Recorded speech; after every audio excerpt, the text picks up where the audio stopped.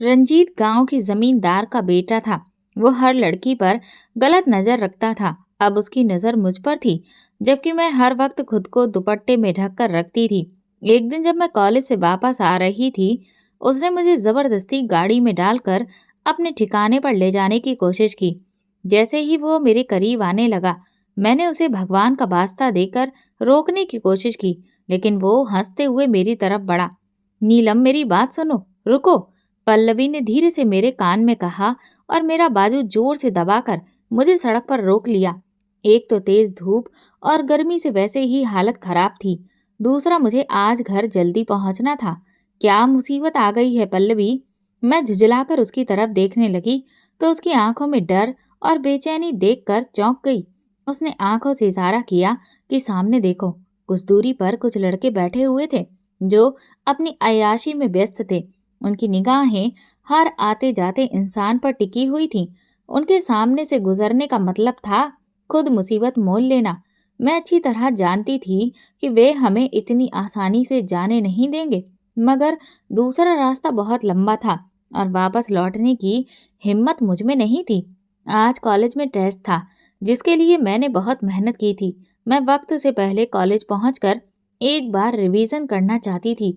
हमें दूसरे रास्ते से जाना चाहिए, पल्लवी ने मेरे कान में फिर कहा। अरे कुछ नहीं होगा, चल मेरे साथ। मैंने उसका हाथ पकड़ा और घसीटते हुए आगे बढ़ने लगी। हम तेज तेज कदम बढ़ाते हुए उन लड़कों के सामने से गुजरे। उन्होंने हम पर फफ्तियां कसनी शुरू कर दी। अरे अपना नाम तो बता दीजिए। एक आवारा सा लड़का हमारे सामने आ गया। हमें रुकना पड़ा। सामने से हटो, मैंने मजबूत लहजे में कहा। वो ठिठक कर हंसने लगा। मैं बताता हूँ इनका नाम। दूसरा लड़का लपक कर उसकी मदद करने के लिए आ गया। एक का नाम नीलम है और दूसरी का नाम पल्लवी। वो बड़े ही गुरूर भरे लहजे में बोला। उसकी नजरें हमारे चेहरों पर जमी हुई थीं। लड़कों का पूरा टोला ठहाके मारकर हंसने लगा। पल्लवी का तो वैसे ही डर के मारे बुरा हाल था, जबकि मेरा गुस्से से छोड़ो भी यार, क्यों तंग कर रहे हो? तभी सफेद कुर्ते पैजामे में एक लंबा लड़का आगे आया। उसने अपने दोस्तों के कंधे पर हाथ रखा, फिर ध्यान से मेरा चेहरा देखा और लड़कों को एक तरफ हटने का इशारा किया। आप जाइए, उसने नरमी से कहा। मैंने झट से पल्लवी का हाथ पकड़ा और जल्दी से आगे बढ़ गई। मेरा नाम नीलम है। गांव में हमारी कुछ जमीन थी जिस पर मेरे पिता खेती बाड़ी करते थे। मैं अपने माँ बाप की इकलौती बेटी थी। मेरी माँ गांव की एक सीधी सादी औरत थी जो पिता के साथ खेतों में काम में हाथ बटाती थी। घर के काम निपटाने के बाद वो सारा दिन खेतों में ही रहती थी, तो मैं भी उनके साथ चली जाती थी। मगर बड़ी होने के बाद मुझे समझ आने लगा कि खेती बाड़ी का काम मुझसे नहीं होगा। मैंने माँ से साफ कह दिया कि मैं अब खेतों में काम नहीं करूंगी, बल्कि स्कूल में एडमिशन लूंगी। माँ मेरी बात सुनकर हैरान रह गई। तू पढ़ लिख कर क्या करेगी, जब करना तो यही काम है? मैं ये काम नहीं कर सकती। मुझे गर्मी में खेतों में झुलसना बिल्कुल पसंद नहीं था। मैं स्कूल ड्रेस पहनकर क्लास जाना चाहती थी। गांव की कुछ लड़कियां स्कूल जाती थीं, इसलिए मैंने भी जिद पकड़ ली। आखिरकार माँ को मेरी बात माननी पड़ी और उन्होंने मेरा स्कूल में एडमिशन करा दिया। जब मैं 7 साल की थी तो पहली बार स्कूल गई। खुशी खुशी तैयार होकर स्कूल जाती और फिर घर लौटकर माँ के साथ खेतों में चली जाती। अभी मैंने 10वीं की परीक्षा पास की ही थी कि हमारी जिंदगी का रुख बदल गया। हमारे पिता की जो थोड़ी बहुत जमीन थी, वो गांव के जमींदार की जमीन के पास में थी। जमींदार अपनी जमीन पर बाग तैयार करवा रहा था और वो चाहता था कि आसपास की सारी जमीन भी वो खरीद ले। उसने मेरे पिता को जमीन बेचने की पेशकश की, लेकिन ये हमारी रोजी रोटी का आखिरी सहारा था। मेरे पिता यहाँ पर मौसमी सब्जियां उगाकर शहर में बेचते थे, जिससे हमारा गुजारा चलता था। पिता को अपनी जमीन से बेहद लगाव था। उन्होंने इसे अपने बच्चों की तरह पाला था, इसलिए वे इसे बेचना नहीं चाहते थे। मगर जमींदार को मना करना भी आसान नहीं था। अब पिता बड़ी मुश्किल में फंस गए थे। कई दिनों तक उन्होंने टाल मटोल की, लेकिन आखिरकार हिम्मत करके जमींदार को मना कर दिया। मेरा दिल जमीन बेचने को नहीं मानता, पिता ने कहा, मैंने सारी जिंदगी इस जमीन पर मेहनत की है और आगे भी यही करना चाहता हूँ। जमींदार ये बात सुनते ही आग बबूला हो गया। वो भला एक मामूली आदमी की ना कैसे बर्दाश्त करता था। माँ भी कह रही थी, तुम जमींदार से पंगा मत लो और जमीन बेच दो। जमींदार की तरफ से मिलने वाले पैसों से तुम कोई और कारोबार शुरू कर सकते हो। लेकिन पिताजी को अपनी जमीन किसी भी हालत में बेचनी नहीं थी। लेकिन मेरे पिता को ना तो कारोबार का कोई अनुभव था और ना ही जमींदार पिता की जमीन की अच्छी कीमत देने को तैयार था। वो तो बहुत ही कम दाम में मेरे पिता से जमीन खरीदना चाहता था। लेकिन पिताजी को क्या पता था कि अगर उन्होंने उसकी लगाई हुई रकम पर रजामंदी नहीं दी तो उन्हें अपनी जमीन से ही हाथ धोना पड़ेगा। अब वो जमींदार मेरे पिता का दुश्मन बन गया था। उसने ठान लिया था कि वो ये जमीन हासिल करके रहेगा। उसने ऐसी चाल चली कि मेरे पिता न सिर्फ अपनी जमीन उसे देने के लिए तैयार हो गए, बल्कि उन्हें गांव भी छोड़ना पड़ा। उसने पिताजी को अपनी हवेली में बुलाया और उनका बहुत सम्मान किया। उसने उन्हें चाय भी पिलाई। पिताजी इस बात से हैरान थे कि जमींदार का व्यवहार इतना कैसे बदल गया। वो तो कभी किसी गरीब को अपनी हवेली में घुसने भी नहीं देता था, जबकि उसने पिताजी को अपने पास बिठाकर चाय पिलाई। पिताजी को तो यही लगा कि जमींदार जमीन हासिल करने के लिए उन्हें मनाने की कोशिश कर रहा है, मगर उसने जो खेल खेला उसकी पिताजी ने कभी कल्पना भी नहीं की थी। जब पिताजी वहां से लौटे, उसी शाम पुलिस हमारे दरवाजे पर मौजूद थी। हवेली से जो माल चोरी करके लाए हो वो अभी निकाल दो, वरना अगर हमने तलाशी ली और वो माल बरामद हुआ तो फिर तुम्हारी खैर नहीं। पिताजी, माँ और मैं पुलिस की ये बात सुनकर हैरान रह गए। भला मेरे पापा चोरी क्यों करेंगे, वो भी हवेली से?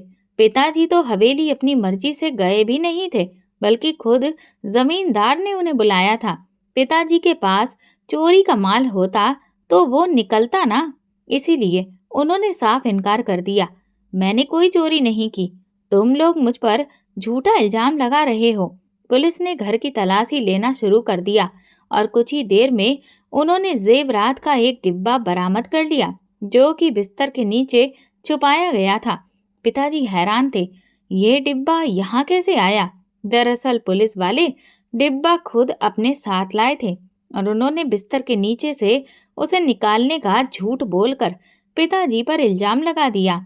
आसपास के सभी लोग हमारे घर के बाहर इकट्ठा हो गए। सबको यही लगा कि पिताजी ने जेवर चोरी करके अपने बिस्तर के नीचे छुपा रखे थे। गांव के लोग हम पर थूकने लगे।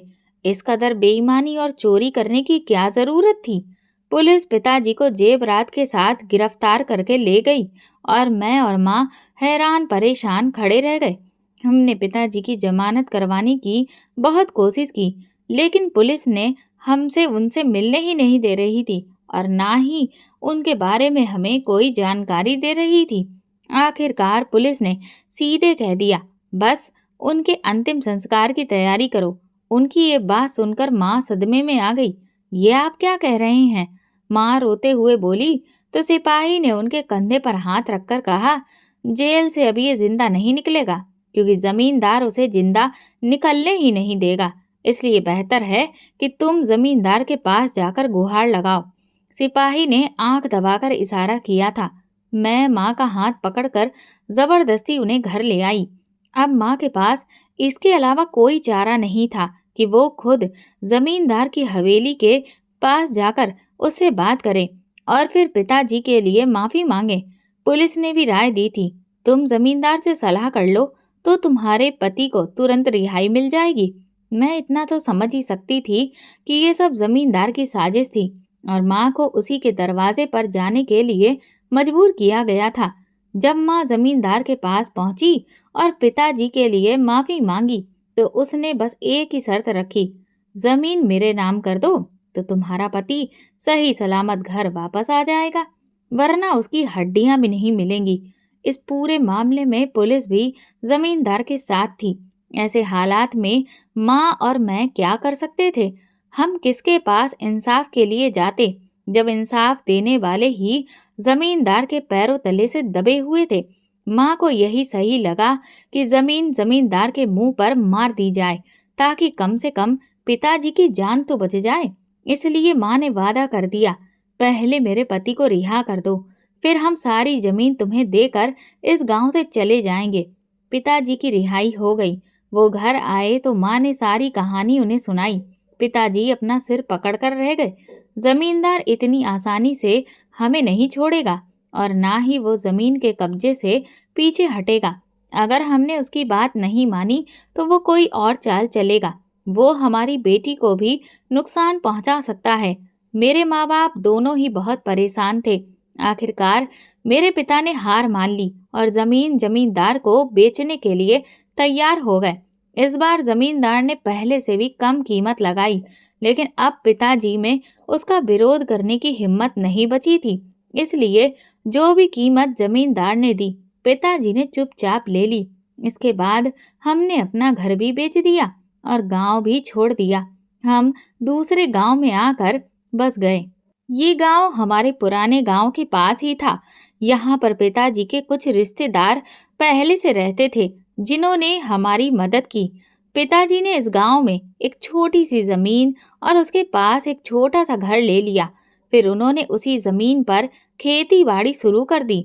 अब मेरे लिए मुमकिन नहीं था कि मैं 12वीं के लिए स्कूल में एडमिशन ले सकूं, क्योंकि इस गांव में 12वीं तक का कोई स्कूल ही नहीं था। ये गांव हमारे पुराने गांव से भी छोटा था, इसलिए मैंने माध्यमिक विद्यालय में ही एडमिशन ले लिया। मुझे पढ़ने का बहुत शौक था और मैं सही शिक्षा हासिल करना चाहती थी। इस स्कूल में मेरे जैसे गांव के और भी लड़कियां आती थीं। जल्दी ही मेरी उनसे दोस्ती हो गई। पल्लवी हमारे मोहल्ले की ही थी। मेरी सबसे ज्यादा दोस्ती पल्लवी से ही हो गई। वो बहुत डरपोक और दब्बू किस्म की लड़की थी। उसने तो अभी तक स्कूल की शक्ल भी नहीं देखी थी। उसे यहाँ पर आए हुए कुछ ही महीने हुए थे। उसके माँ बाप ज्यादातर उन्हीं लोगों जैसे थे जो अपनी लड़कियों की पढ़ाई के सख्त खिलाफ थे। वैसे तो मेरे माँ बाप को भी लड़कियों को पढ़ाने का कोई खास शौक नहीं था, मगर मेरी रुचि को देखते हुए उन्होंने मेरा एडमिशन स्कूल में करवा दिया था। क्योंकि मैं पहले से ही एक स्कूल से पढ़कर आ रही थी, इसलिए वहां मौजूद बाकी लड़कियों से ज्यादा समझदार थी। बाकी की तमाम लड़कियां छोटी छोटी ऐसी बातों पर यकीन रखती थीं जिनका कोई वजूद नहीं था, जबकि मैं सोच समझकर और अकल से बात सुनकर ही कोई फैसला लेती थी। इस गांव का माहौल पहले गांव के माहौल से भी ज्यादा बिगड़ा हुआ था। गली में आवारा और लफंगे लड़के लड़कियों का रास्ता रोककर उन्हें तंग करते थे। गांव की लड़कियां घरों से बाहर नहीं निकलती थीं, बस स्कूल जाती और स्कूल से वापस आकर अपने घरों में दुबक जाती। हमारे पिछले गांव में तो मैं अपने माँ बाप के साथ खेती बाड़ी भी करवाया करती थी, लेकिन यहाँ बाहर निकलना अजीब सा लगता था, क्योंकि यहाँ का माहौल वहाँ के माहौल से और भी ज्यादा खराब था। वहाँ के जमींदार ने पिताजी के साथ बहुत गलत किया था, लेकिन वहाँ का माहौल ऐसा नहीं था। वहाँ के सभी लोग एक दूसरे के साथ दोस्ती रखते थे और एक दूसरे का ख्याल भी रखते थे। पिताजी पर चोरी का इल्जाम लगने के बाद सबकी नजरें पिताजी के प्रति बदल गई थी, क्योंकि सभी उन्हें मुजरिम समझ रहे थे। लेकिन वहाँ के लोग भाइयों की तरह रहते थे और वहाँ लड़के लड़कियों को तंग नहीं करते थे। मगर यहाँ मामला कुछ और था। गांव के जमींदार का बेटा रंजीत और उसके दोस्त पूरे गांव को अपनी मिल्कियत समझते थे और दनदनाते फिरते थे। अगर कभी लड़कियों से उनका सामना हो जाता तो वे उन्हें इस तरह से घूरते जैसे अपनी आंखों से ही उनको चीर फाड़ कर रख देंगे। मेरे लिए यहाँ का माहौल बर्दाश्त करना बहुत मुश्किल हो रहा था।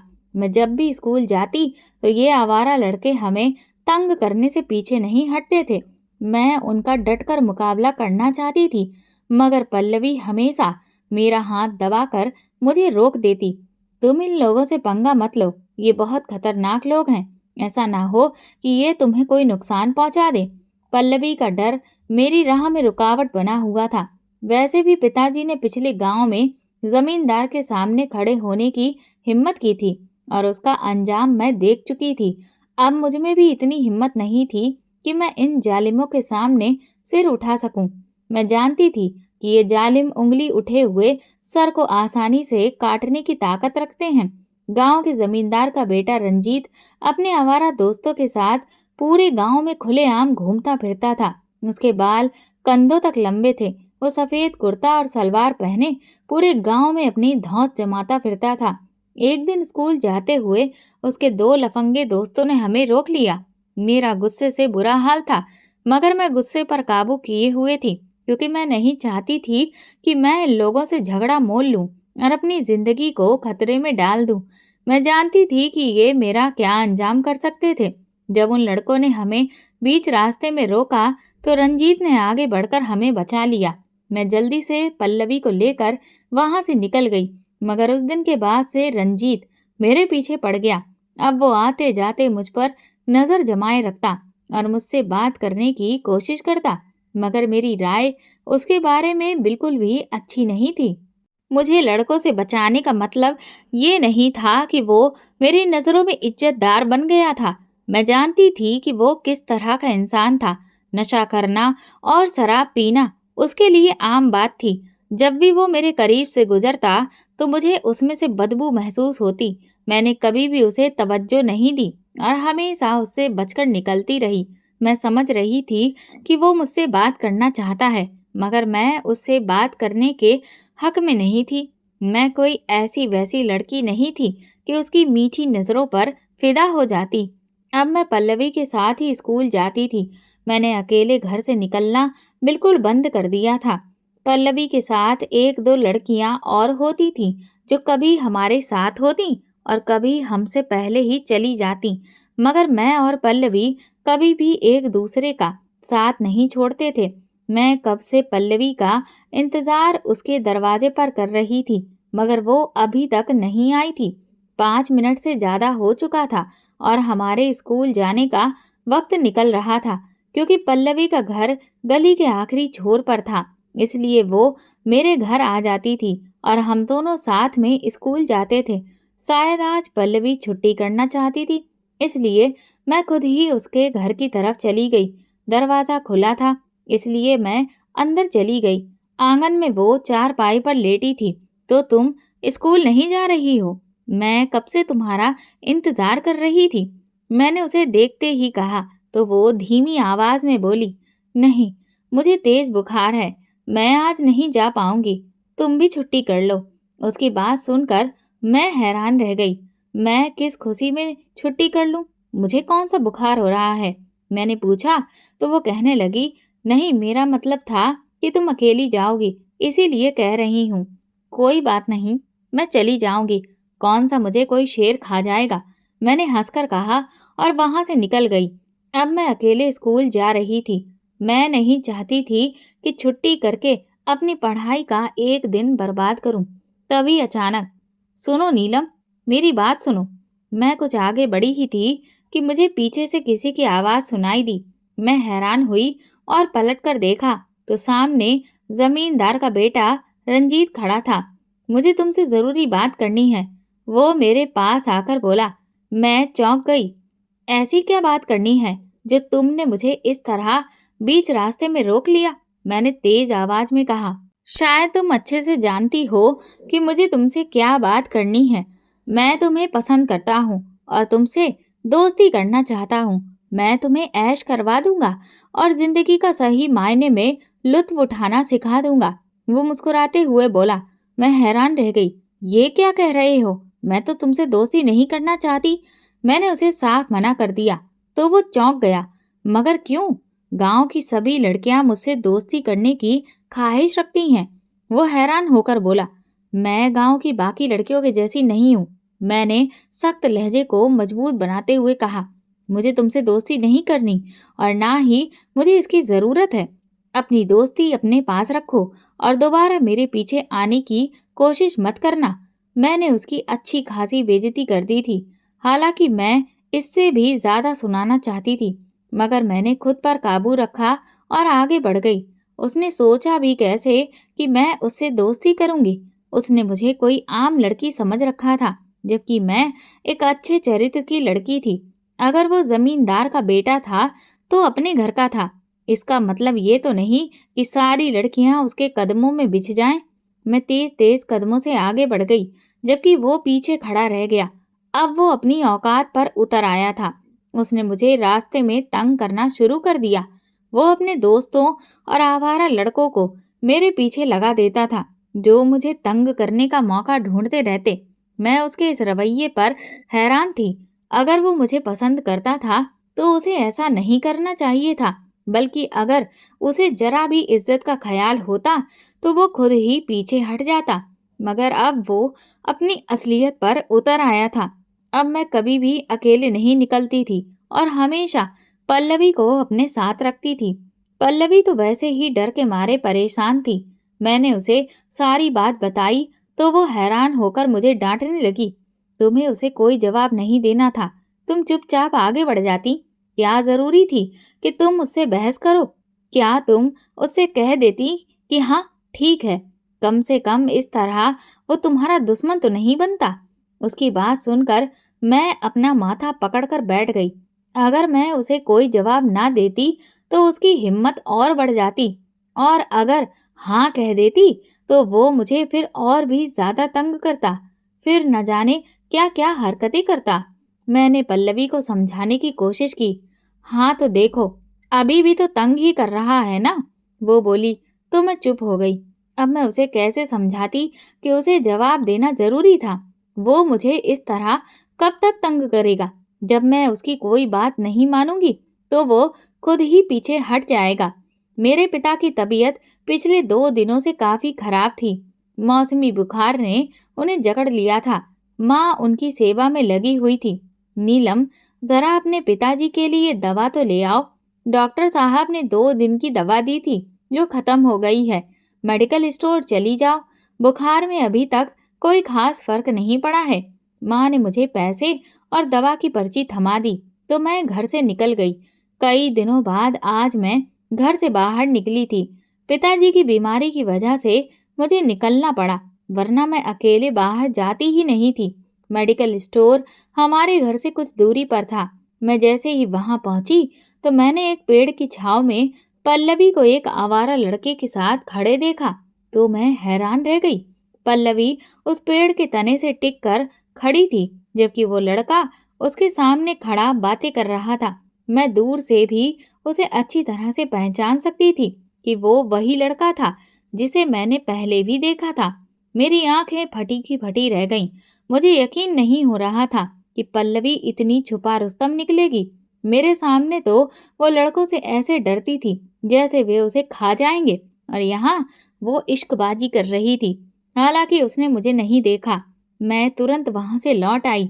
अगली सुबह दरवाजे पर दस्तक की आवाज सुनकर मैंने दरवाजा खोला तो पल्लवी की माँ बुरी तरह से रो रही थी। तुमने पल्लवी को कहीं देखा? वो ना जाने सुबह सवेरे कहाँ चली गई। तुम उसकी सहेली हो ना, तुम्हें जरूर कुछ ना कुछ पता होगा। उनकी आंखें उम्मीद से भरी थीं।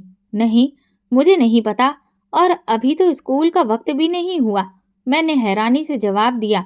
वो रोती पीटती वापस लौट गई। पल्लवी घर से गायब थी। उसका कोई अता पता नहीं था। वो ऐसी लड़की नहीं थी कि किसी के साथ भाग जाए, मगर पूरे गांव में ये बात फैल गई थी कि वो रात को घर से भाग गई है। मैंने आखिरी बार उसे एक लड़के के साथ देखा था, लेकिन मैंने ये बात किसी को नहीं बताई, वरना सबका शक यकीन में बदल जाता। अब मैं स्कूल अकेले ही जाती थी। मुझे पल्लवी की बहुत याद आती थी। मैं इस बात पर हैरान थी कि वो इतना बड़ा कदम कैसे उठा सकती थी, जबकि उसने किसी को भी इस बारे में कुछ नहीं बताया था। एक दिन मैंने उसी लड़के को रंजीत के साथ देखा, जो पल्लवी के साथ था। मैं तुरंत उसके पास पहुंची। उसकी आंखों में आंखें डालकर मैंने गुस्से से पूछा, पल्लवी कहाँ है? मुझे बताओ। मेरी बात सुनकर वो हड़बड़ा गया। कौन? कौन पल्लवी? उसकी आवाज में खौफ साफ झलक रहा था। तुम अच्छी तरह जानते हो कि मैं किस पल्लवी की बात कर रही हूँ। मैंने तुम्हें उसके साथ में देखा था। अब सच सच बताओ, तुमने उसके साथ क्या किया? वरना मैं पूरे गांव को बता दूंगी कि उसके गायब होने के जिम्मेदार तुम ही हो। मैंने उसे धमकी दी, मगर अगले ही पल वो संभल गया। उसके चेहरे से डर और घबराहट गायब हो चुकी थी। अच्छा, अब तुम मुझे धमकी दे रही हो? तुम जानती भी हो कि मैं तुम्हारे साथ क्या कर सकता हूँ? वो मुस्कुराते हुए बोला। तो मैं चौंक गई। इसका मतलब तुमने सच में पल्लवी के साथ कुछ किया है? मेरा शक यकीन में बदलने लगा। सुनो लड़की, मैंने उसके साथ कुछ नहीं किया, लेकिन तुम्हारे साथ बहुत कुछ कर सकता हूँ। उसने ऊपर से नीचे तक मुझे घूरा तो मैं 2 कदम पीछे हट गई। तुमने क्या अंधेर नगरी समझ रखी है? तुम कुछ भी करोगे और कोई तुम्हें रोकने वाला नहीं होगा। मैं पुलिस के पास जाऊंगी और तुम्हें ऐसा सबक सिखाऊंगी कि तुम याद रखोगे। मुझ में न जाने इतनी हिम्मत कहाँ से आ गई थी। शायद पल्लवी की गुमसुदगी मेरे लिए बर्दाश्त करना मुश्किल हो रहा था। वो इतनी मासूम और सीधी सादी लड़की थी। पूरे गांव वालों के कहने के बावजूद मुझे इस बात पर जरा भी यकीन नहीं था कि वो अपनी मर्जी से घर से गई थी। लेकिन मुझे ये जरूर एहसास हो रहा था कि उसके साथ कोई हादसा हुआ है और इसके पीछे कहीं न कहीं वही लड़का जिम्मेदार था। रंजीत बराबर में खड़ा खामोशी से हम दोनों की बहस सुन रहा था। उसने अभी तक कुछ भी नहीं कहा था। जब मैंने पुलिस की धमकी दी तो वो बीच में बोल पड़ा। तुम क्या समझती हो पुलिस तुम्हारी धमकी पर अमल करेगी? वैसे तुम्हारे पास क्या सबूत है कि इस लड़की की गुमशुदगी के पीछे इस लड़के का हाथ है? रंजीत की बात सुनकर मैं चुप हो गई। मेरे पास कोई सबूत तो नहीं था, सिवाय इसके कि मैंने उन दोनों को एक साथ देखा था। लेकिन मैं जानती थी कि ये सबूत काफी नहीं था। कोई भी मेरी बात पर यकीन नहीं करता। फिर भी मैं अपनी सहेली के लिए लड़ना चाहती थी। मैं उसकी गुमशुदगी पर खामोश होकर नहीं बैठ सकती थी, जैसे उसके माँ बाप बैठ गए थे। उन्होंने यही सोचा था कि उनकी लड़की घर से भाग गई है और अगर वे उसकी तलाश करेंगे तो गांव में फिर और भी ज्यादा बदनामी होगी, क्योंकि घर से भाग जाने वाली लड़कियों की कोई इज्जत और औकात नहीं होती। बल्कि अगर उन्हें कहीं देखा भी जाए तो लोग गोली मारने से भी पीछे नहीं हटते। मैं इतनी आसानी से हार मानने वाली नहीं हूँ। मैं सबूत भी इकट्ठा करूंगी और तुम्हें जेल की सलाखों के पीछे भी पहुंचा दूंगी। मैंने उंगली उठाकर उस लड़के को धमकी दी और गुस्से में वहां से चली गई। पल्लवी की गुमशुदगी का मामला अभी भी नहीं सुलझा था। मैंने अपनी तरफ से सबूत ढूंढने की बहुत कोशिश की, लेकिन उस लड़के के खिलाफ कुछ भी नहीं मिला। मेरा दिल चीख चीख कर गवाही दे रहा था कि वो जरूर इसमें शामिल है। बल्कि न सिर्फ वो, बल्कि उसके आवारा दोस्त भी इसमें शामिल होंगे। मगर मुझे ऐसा कोई सुराग नहीं मिला जिससे मैं उसे पकड़वा सकूं। रंजीत की हरकतें दिन ब दिन बढ़ती जा रही थी। वो मुझे स्कूल से अकेले आते जाते देखकर तंग करने से बाज नहीं आता था। वो बहुत बदतमीज था, जिसे किसी चीज का कोई भी डर नहीं था। मैं अच्छी तरह से जानती थी कि गांव की पुलिस जमींदार के साथ मिली होती है। जब पिताजी के साथ गलत हुआ था और हमें गांव से मुंह छुपाकर निकलना पड़ा था, तब भी हमें कोई इंसाफ नहीं मिला था। पल्लवी का परिवार भी गरीब था और गरीबों को इंसाफ कहाँ मिलता है। मैं रंजीत को नजरअंदाज कर देती थी। मैंने पिताजी को अभी तक नहीं बताया था कि वो मुझे रास्ते में तंग करता है, क्योंकि वे बेकार में परेशान हो जाते। शायद वे मेरा घर से निकलना ही बंद करवा देते। मैं अपनी स्कूल की पढ़ाई जारी रखना चाहती थी। पिताजी को जब से बुखार आया था, उन्हें बहुत कमजोरी हो गई थी। अब वे घर में ही आराम करते थे और खेती बाड़ी का काम माँ संभाल रही थी। ऐसे में मैं उन्हें और परेशान नहीं करना चाहती थी। मैं जानती थी कि रंजीत जैसे इंसान से खुद निपटना होगा। मेरी कोशिश थी कि वो अपनी हद में रहे और मुझसे दूर रहे। हालांकि जब मैं स्कूल जाती तो खुद को अच्छे से दुपट्टे से ढककर निकलती थी। एक दिन जब मैं घर से निकली तो रंजीत रास्ते में आ गया। आज रास्ता सुनसान था, आसपास कोई नहीं था। रंजीत ने इसी मौके का फायदा उठाया। वो मुझे तंग करने लगा, लेकिन मैं हमेशा की तरह उसे नजरअंदाज करके आगे बढ़ने लगी। पर आज वो न जाने किस मूड में था।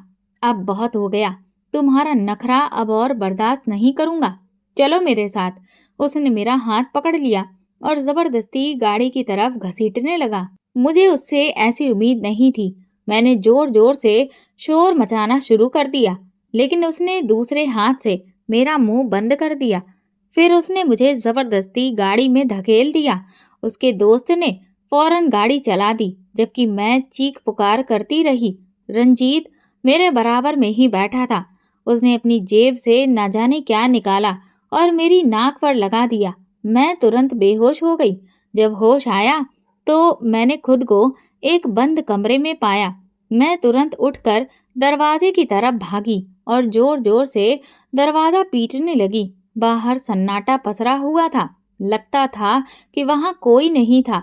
तभी दरवाजा खोलने की आवाज आई। मैं घबराकर पीछे दीवार से जा लगी। रंजीत कमरे में दाखिल हुआ और बोला, अरे तुम्हें होश आ गया? मैंने तुम्हें पहले ही कहा था कि मुझसे दोस्ती कर लो।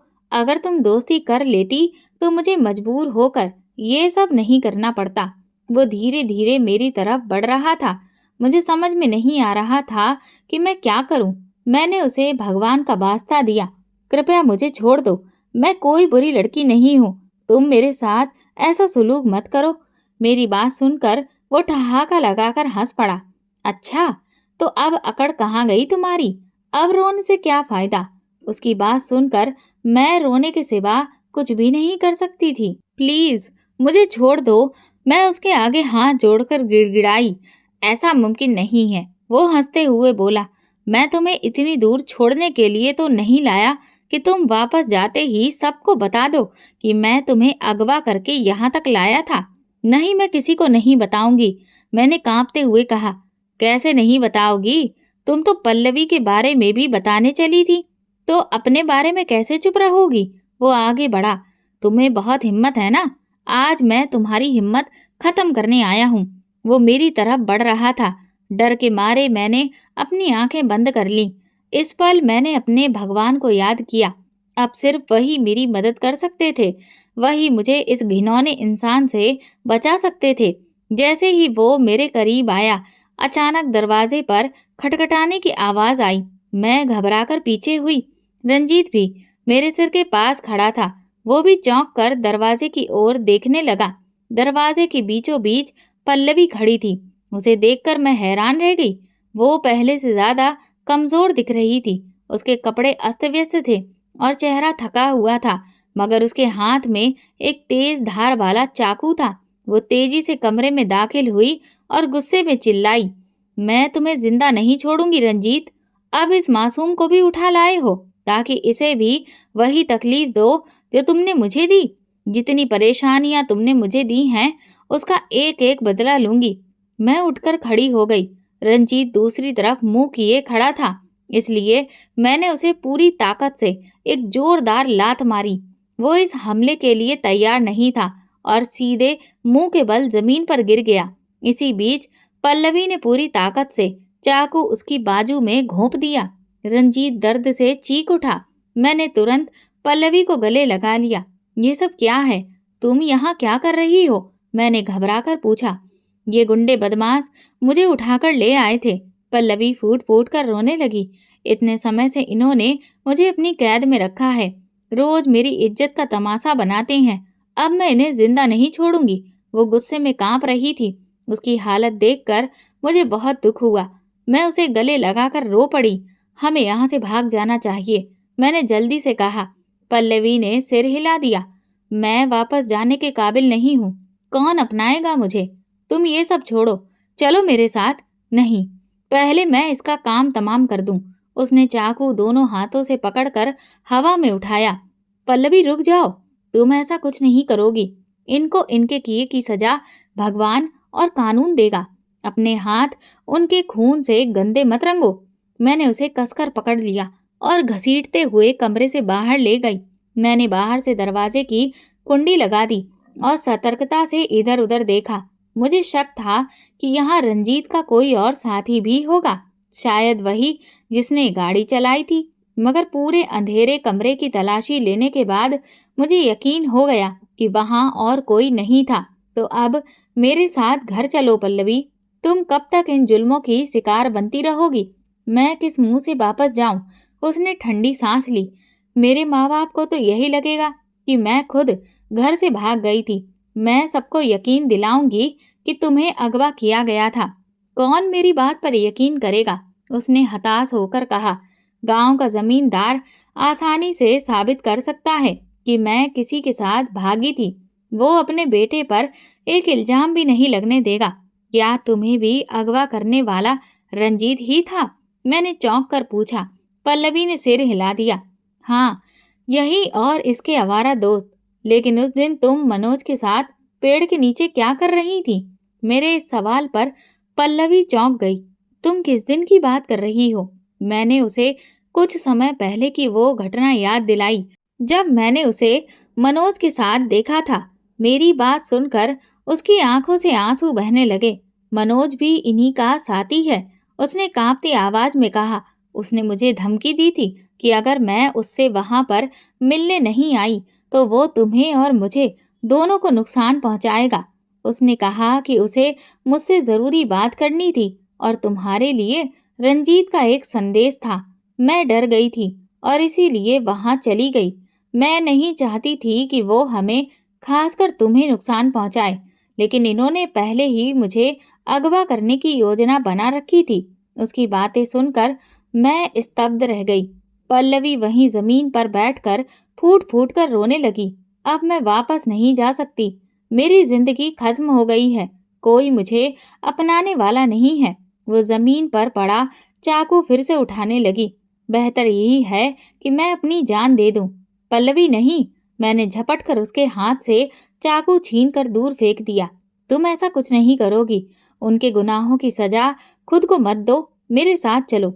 अगर तुम्हारे घर वालों ने भी तुम्हें नहीं अपनाया तो मैं तुम्हें अपने घर में रखूंगी। वहां तुम्हारे लिए जगह की कोई कमी नहीं होगी। बहुत मुश्किल से मैं पल्लवी को समझाकर वहां से बाहर ले आई। हम दोनों डर से कांपते हुए दौड़ पड़ी, क्योंकि हमें शक था कि रंजीत के दोस्त आसपास हो सकते हैं। हम भागते भागते गांव तक पहुंचे। हमारी सांसें बुरी तरह से फूल चुकी थीं। जब मैं पल्लवी को लेकर घर पहुंची तो देखा कि मेरे माँ बाप मेरे लिए परेशान बैठे थे। मुझे आते देखकर मम्मी पापा की जान में जान आ गई। मैंने उन्हें अपने अगवा होने की पूरी कहानी सुनाई, साथ ही पल्लवी के साथ हुई घटना भी बता दी। मेरे पिता अपना सिर पकड़कर बैठ गए। उन्हें उम्मीद नहीं थी कि जमींदार का बेटा इस तरह की घटिया हरकत कर सकता है। वे गुस्से से तिलमिला उठे। मैं पहले ही एक जमींदार का जुल्म सह चुका हूँ, अब किसी और का जुल्म बर्दाश्त नहीं करूंगा। इनकी हिम्मत कैसे हुई हमारी बेटियों को अगवा करने की? क्या हमारी बेटियां कोई गाय भैंस हैं जिन्हें जो चाहे जब चाहे उठा ले जाए? मैं इसे जिंदा नहीं छोड़ूंगा। पिताजी का गुस्सा सातवें आसमान पर था। मैंने तुरंत उन्हें समझाया। पिताजी, ये जोश से नहीं, होश से काम लेने का वक्त है। आपको पता है कि गांव की पुलिस भी जमींदार के साथ मिली होती है। हमें कोई ऐसी तरकीब सोचनी होगी जिससे उन्हें उनके किए की सजा मिले और हम दोबारा किसी भी जुल्म का निशाना ना बने। पिताजी ने सहमति में सिर हिला दिया। तो मेरे साथ पुलिस स्टेशन चलिए, अभी इसी वक्त जाकर शिकायत दर्ज कराते हैं। पिताजी हमें लेकर पुलिस स्टेशन पहुंचे। वहां हमने पुलिस को पूरी घटना बताई। मैंने अफसर से साफ साफ कह दिया, अगर आपने हमारी बात नहीं सुनी या जमींदार के लड़कों का साथ दिया तो हम ये मामला आगे तक ले जाएंगे। ये सिर्फ गांव की बात बनकर नहीं रह जाएगी। मैं शहर जाऊंगी और वहां के बड़े अफसरों तक ये खबर पहुंचाऊंगी। मेरी ये हिम्मत देखकर पुलिस अफसर हैरान रह गए। शायद उन्हें एक लड़की से इतनी बेबाकी की उम्मीद नहीं थी। उन्होंने हमें भरोसा दिलाया, आप चिंता मत करें, हम मामले की पूरी तहकीकात करेंगे और इंसाफ के आधार पर ही कार्रवाई करेंगे। जमींदार के कई दुश्मन भी हैं जो उन पर तरह तरह के इल्जाम लगाते रहते हैं, लेकिन हम इस मामले की तह तक जाएंगे और जो भी दोषी होगा उसे सजा जरूर मिलेगी। पुलिस की ये बात सुनकर हमें थोड़ी राहत मिली। जाहिर था रंजीत दोषी था और उसे उसकी सजा मिलनी ही चाहिए थी। जब हम पल्लवी के घर पहुंचे तो उसकी माँ उसे देखते ही उससे लिपट कर रोने लगी। मुझे नहीं पता था कि मेरी बच्ची को इतनी मुसीबतें झेलनी पड़ेंगी। तूने ऐसा कैसे सोच लिया कि मैं तुझे नहीं अपनाऊंगी? तेरा इसमें क्या कसूर है? कभी वे उसकी हथेलियां चूमती तो कभी उसका माथा। पल्लवी बुरी तरह से फूट फूट कर रो रही थी। ये सब देखकर मेरे माँ बाप की आंखों में भी आंसू आ गए। पल्लवी बेचारी बेकसूर थी, फिर भी उसे इतनी जिल्लत सहनी पड़ी। अच्छा हुआ कि उसके माता पिता ने उसे अपना लिया, वरना वो कहीं की भी नहीं रहती। इतने में मोहल्ले के एक लड़के ने आकर पिताजी को बताया कि जमींदार बलवंत सिंह मिलने आए हैं। ये सुनकर मैं चौंक गई। कुछ ही देर में जमींदार अपने आदमियों के साथ हमारे घर में दाखिल हुआ। पिताजी ने उसे चारपाई पर बैठने का इशारा किया तो वो बैठ गया। उसके साथ उसका बेटा रंजीत भी था, जिसके हाथ पर पट्टी बंधी थी। जमींदार ने सीधे पिताजी से पूछा, मैं ये जानना चाहता हूँ कि जो कुछ हुआ उसमें मेरा बेटा शामिल है या नहीं। पिताजी ने उसे सारी घटना बता दी। जमींदार ने मेरी ओर देखा और पूछा, क्या ये सच है? मैंने रंजीत की ओर इशारा करते हुए जवाब दिया, हाँ, यही लड़का हमें अगवा करके ले गया था। ये पहले से ही हमें परेशान कर रहा था, लेकिन जब मैंने इसे करारा जवाब दिया तो इसने मुझे अगवा कर लिया। ये मुझे नुकसान पहुंचाना चाहता था, लेकिन पल्लवी वहां मौजूद थी और फिर उसने ही मुझे बचा लिया। पल्लवी ने भी अपनी पूरी कहानी सुनाई कि कैसे रंजीत और उसके दोस्तों ने मिलकर उसे अगवा किया और इस हाल तक पहुंचाया। मेरी बेटियों, मुझे माफ कर दो। जमींदार की बात सुनकर हम दोनों चौंक पड़े। मैंने कभी सोचा भी नहीं था कि मेरा बेटा इस हद तक गिर जाएगा। मैं अपने बेटे की इस हरकत पर शर्मिंदा हूँ। मैंने अपनी तरफ से इसकी अच्छी परवरिश करने की पूरी कोशिश की। कभी इसे काली कमाई का एक निवाला भी नहीं खिलाया, लेकिन ना जाने क्यों ये इस हद तक बिगड़ गया कि किसी की इज्जत पर हाथ डाल दिया। मैं तुम दोनों से माफी मांगना चाहता हूँ। उसने अपनी जगह से उठकर पहले पल्लवी के सिर पर हाथ रखा, फिर मेरे सिर पर। तुम ये मत समझना कि ये मेरा बेटा है, इसलिए मैं इसे माफ कर दूंगा। इसकी जो भी सजा बनती होगी वो इसे जरूर मिलेगी और मैं इसकी सजा में कोई रियायत नहीं होने दूंगा। मैं उन लोगों में से नहीं हूँ जो ताकत और पैसे के बूते पर अपनी औलाद की गलतियों पर पर्दा डालते हैं। मैं इसे इसके सही अंजाम तक पहुंचा कर रहूंगा। जो तकलीफ मेरी बेटी ने उठाई है उसे तो मैं बदल नहीं सकता, लेकिन मुझसे जो बन पड़ेगा वो जरूर करूंगा। मैं कोशिश करूंगा कि इस गांव में दोबारा कभी किसी लड़की को ऐसी तकलीफ ना सहनी पड़े और कोई भी लड़का इस हद तक ना पहुंचे। ये मेरी गलती है कि मैं अपनी औलाद से इतना बेखबर रहा और उसे मनमानी करने दी। अब पानी सिर से गुजर चुका है, लेकिन मैं हालात को ठीक करने की अपनी पूरी कोशिश करूंगा। गांव के जमींदार की बात सुनकर पिताजी हैरान थे और मैं भी। मैंने कभी सोचा भी नहीं था कि जमींदार अपने बेटे की तरफदारी करने के बजाय हमारा साथ देगा। अगर वो भी अपने बेटे का पक्ष लेता और पिताजी को या हमें नुकसान पहुंचाने की धमकी देता तो हम कुछ भी नहीं कर सकते थे। हम गरीब, लाचार और कमजोर थे, लेकिन गांव के जमींदार का हमारे साथ खड़ा होना किसी चमत्कार से कम नहीं था। भगवान ने इस बार मौके पर हमें अकेला नहीं छोड़ा था। उन्होंने हमारी इज्जत सुरक्षित रखी थी। जमींदार ने जो कहा वो कर भी दिखाया। पल्लवी की जिंदगी बर्बाद करने में जो भी लड़के शामिल थे वो सभी पकड़े गए।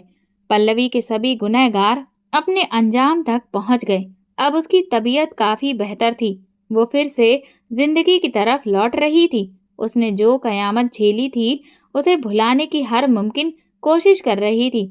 मैं हर कदम पर उसका साथ दे रही थी। गांव का माहौल अब पूरी तरह से बदल चुका था। मैंने भगवान का शुक्रिया अदा किया जिन्होंने गांव के हालात बदलने में मेरी मदद की। अब लड़कियां गांव में आजादी से घूम सकती थी। वे बिना किसी डर के स्कूल भी अकेले जाने लगी। किसी को कोई मुश्किल नहीं होती थी। गांव में आवारा लड़कों का आतंक जैसे खत्म ही हो गया था। आज भी मैं भगवान का दिल से शुक्रिया अदा करती हूँ कि उन्होंने हमें इंसाफ दिलवाया। अगर आपको हमारी कहानी पसंद आई हो तो कमेंट करके ज़रूर बताइए। वीडियो को लाइक करें और ज़्यादा से ज़्यादा शेयर करें। अगर आप इस चैनल पर नए हैं तो सब्सक्राइब करके बेल आइकन को ज़रूर दबा दें ताकि आपको नोटिफिकेशन की अपडेट सबसे पहले मिल सके। धन्यवाद।